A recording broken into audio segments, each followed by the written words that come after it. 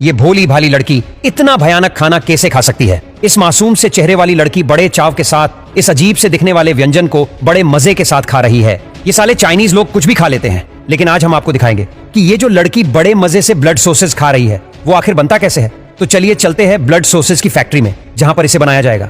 यहाँ सबसे पहले इन फैक्ट्रियों में इस कोरियन नूडल्स को मंगाया जाता है। उसके बाद इस नूडल्स को पानी में अच्छी तरीके से उबाला जाता है। जैसा कि आपने जाना इस व्यंजन का नाम ब्लड सॉसेज है, तो इसमें खून तो रहेगा ही। तो चलिए चलते हैं फैक्ट्री की दूसरी तरफ जहां पर बकरे को काटकर उसका खून निकालने का काम किया जा रहा है। माफ कीजिएगा, हम आपको बकरा कटते हुए और उसे खून निकलते हुए नहीं दिखा सकते।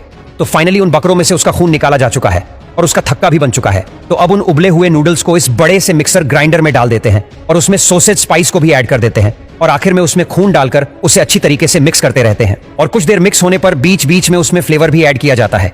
तो फाइनली अब ये मिक्सचर तैयार है। अब इसे ग्राइंडर से बाहर निकाल लिया जाता है। तो अब इन फैक्ट्री में पहले से तैयार बकरों के आंतों को मंगाया जाता है और इन पाइप जैसे आंतों को इस स्टील पाइप में फिट कर दिया जाता है और दूसरी तरफ से तैयार मिक्सचर इस स्टील पाइप के जरिए इन आंतों में भरते रहते हैं और इसके दोनों छोरों को बांध लिया जाता है ताकि मिक्सचर बाहर न निकले। तो फाइनली इस ब्लड सॉसेज को पकाने के लिए गर्म पानी में 60 से 90 मिनट तक उबाला जाता है। तो अब ये अच्छी तरीके से पक चुके हैं। अब इनको दूसरी तरफ से बाहर निकाल लिया जाता है। तो अब इन्हें पैकिंग के लिए आगे भेजा जाएगा, जिसके लिए इन सॉसेज के दोनों छोरों को काट दिया जाता है और उन्हें कुछ ऐसे गोल गोल लपेट लिया जाता है और पैकिंग के लिए इसे इस रैपर पर रख दिया जाता है और इसे मशीन के द्वारा पैक कर दिया जाता है और तैयार है यह ब्लड सॉसेज पकाकर खाने के लिए।